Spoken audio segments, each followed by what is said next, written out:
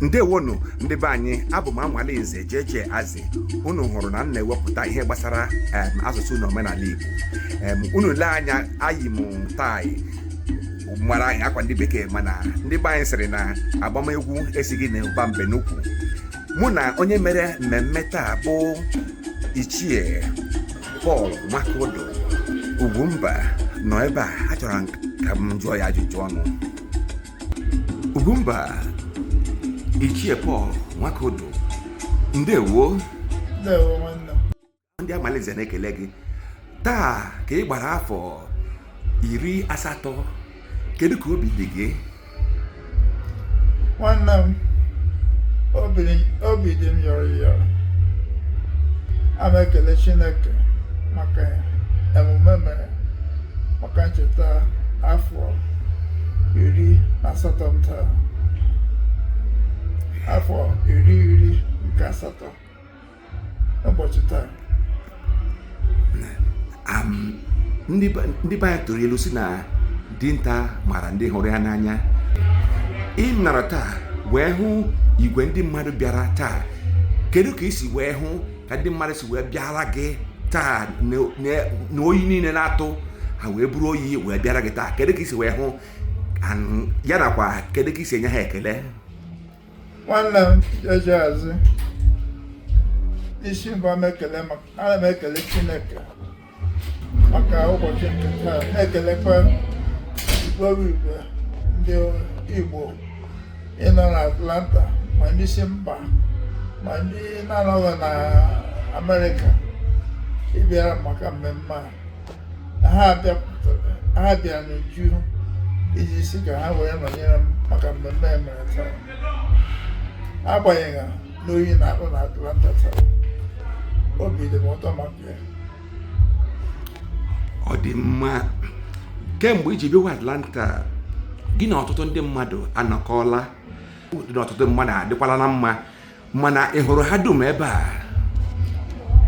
Ọ nwere ndị nna ahụhụ, mana ndị mụ na ha nọtere aka na Atlanta ihe ahụgụrụ m ha. Ọ gwara ndị ka m na-ahụhụ, but ama m ha egbochiri ha.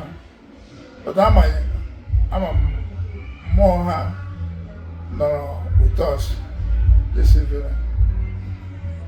Ugwumba bụ Ichie Paul Nwakudu bụ onye ukwu. Ị nọọla Atlanta mgbe dị anya. Kedu ndụmọdụ ị na-enye ndị mmadụ, ndị Igbo, kacha ndị Igbo bi na Atlanta, maka mmekọ ha na mmadụ ibe ha?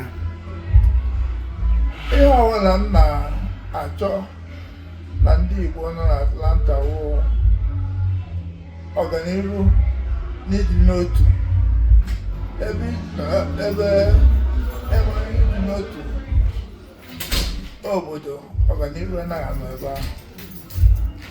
Ọ na-ewute m otu ndị Igbo anyị, ndị ụfọdụ anaghị anọkọ ịdị n'otu, because oge anyị bidoro Igbo Union 1984, ọ maka ịdị n'otu ndị Igbo, ịhụkwata ndị Igbo ịhụkwata onwe anyị n'anya. Ọ ya ka anyị ji bido Igbo Union 1984. Ma ihe mere dịka gbasaziri Igbo Union wụ oge ebiroziri ndị mpaghara dị iche iche na ala Igbo bidozie mitin ndị obodo ha. Emezie dịka gbasaziri Igbo Union. Kama ọ ga-adịkwa mma gị na-emenyekwa ndị ebe gị na-emenyekwa Igbo Union as an umbrella organization. Biko, kedu ndụmọdụ ị ga-enye ka ụdị mgbasa gara adịzịla ka ndị Igbo nọkọrọ n'otu?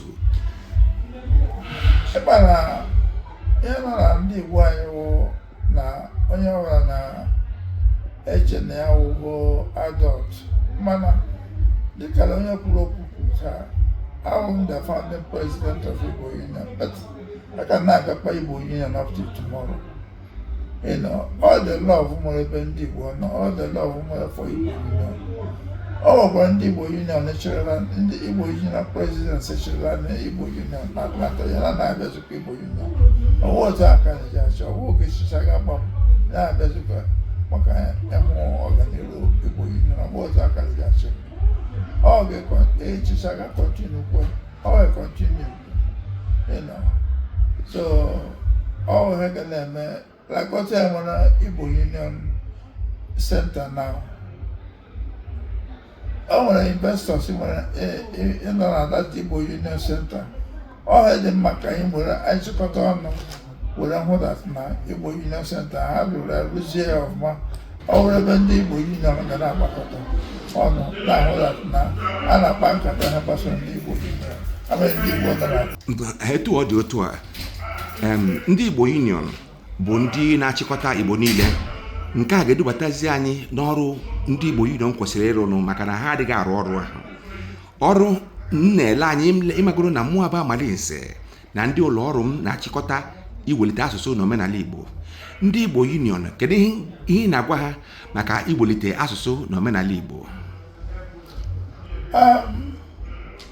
Ịgwa eziokwu ọgwụ ga-agwa ha gaba. Ha ga-agwa the president. More with the president who a member, a continuous member. All have an 8 year now. Our memory was school, my quality in Aguado, and Aguado Hambas Associable. All her on other cow on one, and Aguado Associable, and I bet she will union. Now be up here, dear, now be a promote to Hambas Union. I mean the Associable. Onaga never na-asị anaghị nọ oche atata ahụ ga-echi make a change. You got na inside an organization but make that change. You got no outside then make a change inside, you know. So all he got I'm on his work and I'm then he will come into that society or into that organization they're promoted to was associable. The guy outside saying they promote to was Igbo Union culture. Now say I'm outside the Igbo Union this is not promoted. Now you have to come into Igbo Union, not promote here within the Igbo Union organization. Nai Nwakudu okwu gwara anyị nke a ekwere m ihe kwuru. Anyị ga-abata n'Igbo Union ka anyị soro wee welite ya. Anyị aga nọ n'ezi wee na-akwalite asụsụ Igbo. Mana ọzọ nchọrọ ikwu unu bụ elekwa asụsụ Igbo ọ ga-esi n'ezinụlọ maka na nchọcha anyị nchọchara na asụsụ Igbo agaghị esi n'ezi wee bata na ọ ga-esi n'ezinụlọ wee bata na ụmụaka anyị. Biko ị ga-adụ ndị nne na nna ndụmọdụ ka ha na-akụziri ụmụazị ha Igbo. Ekwu eziokwu ka m napụ ya n'ọnụ. Ekwu eziokwu ọ na-ewute m na my own family. Ọ na-ewute m na oge ụmụaka anyị pere mpe enwere m ụmụaka 3. Oge ụmụaka anyị pere mpe ịma ihe na-agbatakwa ihe ndị ahụ wụ for some of us, especially for those of us who are here in the early 70s and the early 80s, most of us are here go akwụkwọ. You know, most of us are here go akwụkwọ. You na-agụ akwụkwọ, na-arụ ọrụ, na-achọ akwụkwọ, otu ji akwụkwọ skuulu, ya nọrọ alụgide onwe gị nwaanyị. Mmebi nwaanyị gị nọrọ arụ ọrụ, gụ ahụ gị na-arụ ọrụ, ọ naghị enye ha ohere ịlọta na-akụziri ụmụaka gị Igbo. Mebi nwaanyị gị na-abata nwaanyị gị na-agụ ọrụ, nwaanyị gị na-agụ ọrụ, gụ onwe gị na-agụ ọrụ ka gị na-aga skuul. So all ihe mere most of us ọ bụrụ that anyị achọghị ịkụziri ụmụaka anyị Igbo na-asụ Igbo. How do you stay with your kids? Most of them they're brought up in a daycare. You know, I have but by the time you know it, they go grown up. You know, all kita, you know, most of you been a little bit less now. Atlanta or America. I've been here in 1976. Next year I was 50 years in Begaboda. You know, I have spent most of my time in the US, more than I spent in Nigeria.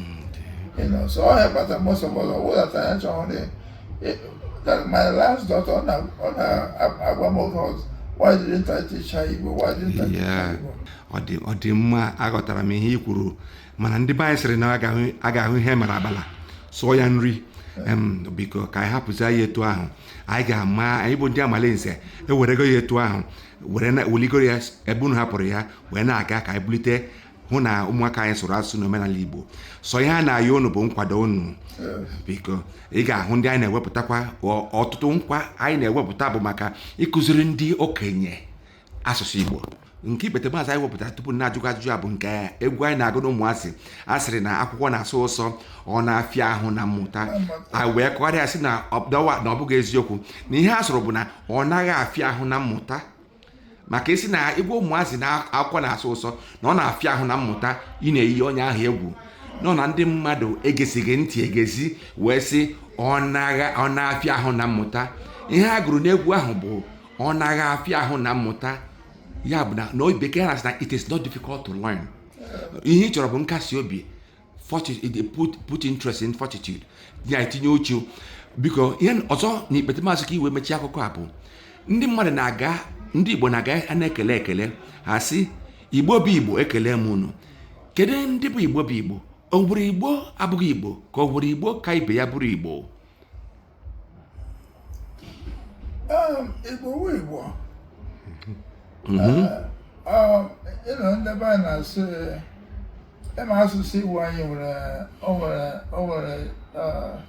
ọdụ mmiri o nwere ndị be anyị na-asị kwuru gawa awụ mmụọ ọ dị esi si dịrị ọnụ kwuo ya o nwere na Igbo bụ Igbo Igbo bụ Igbo ọ nweghị Igbo ka ibe ya ọ nweghị Igbo ka ibe ya like unu nwa Anambra anyị nwa bụ Imo ọ nwere Imo obi ji ekwu okwu then Anambra kwu okwu enwere a slight meaning from otu ndị Imo ji kwuo ya but all the same Igbo nweghị Igbo ka ibe ya maka ndị Imo a na-asụ otu ndị Anambra a na-asụ otu ịhụ ndị onye ọma mbala sụọ onye Agụleri sụọ ị ga-anụ ndị Enugu onye Nsụka onye ha sụọ dị iche onye Imo sụọ onye ha etu onye Abakaliki ị ga-anụ Ọhafịa ya sụọ ya Igbo